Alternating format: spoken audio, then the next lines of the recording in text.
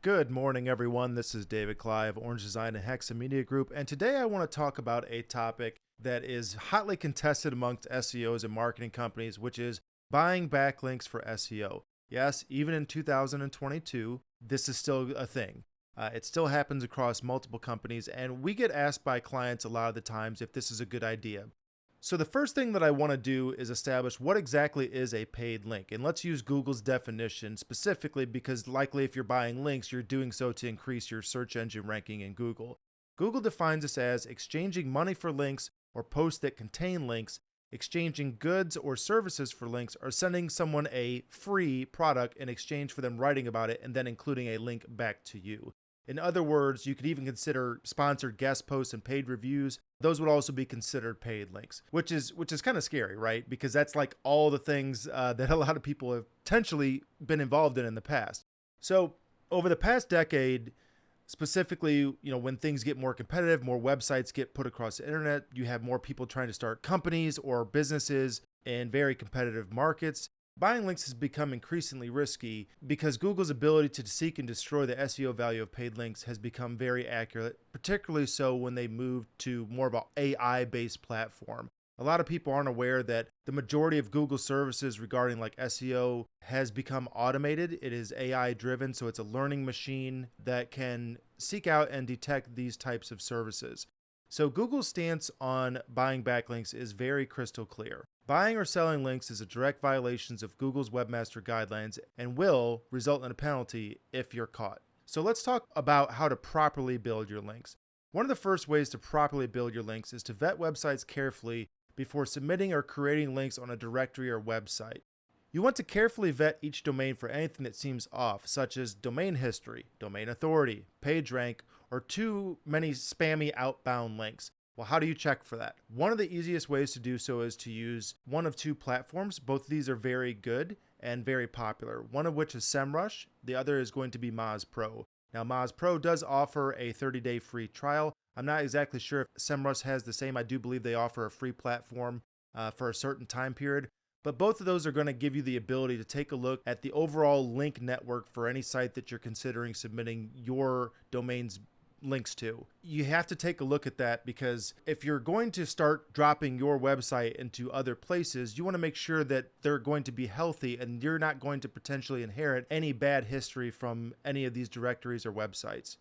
The second part to that would be to create a purposeful link building strategy. If you're going to start submitting your links, you want to do so slowly and intentionally.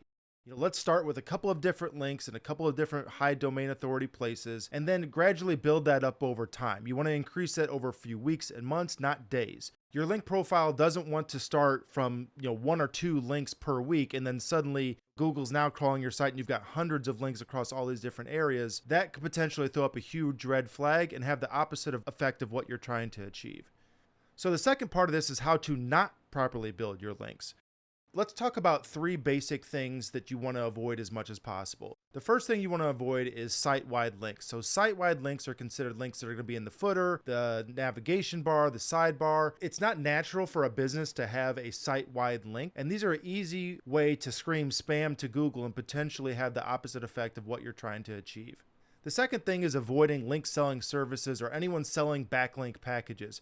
Likely you get emails every single day from someone that is offshore that's saying, hey, we have all these different domain authority sites. We can submit you to all these different places. Essentially paying someone who spam you via email or someone on Fiverr or one of these quick Upwork type of programs for a backlink package and hiring a link selling service. Those are pretty good ways to earn yourself a Google penalty because you're not going to be the only person that they're selling that to. And chances are, since it's so easy, they're just dumping you on places that either they have control over or places to where they've dumped hundreds of thousands of links in the past. And again, if those top level domains get penalized and you're associated with that, that ultimately could lead back to your website as well.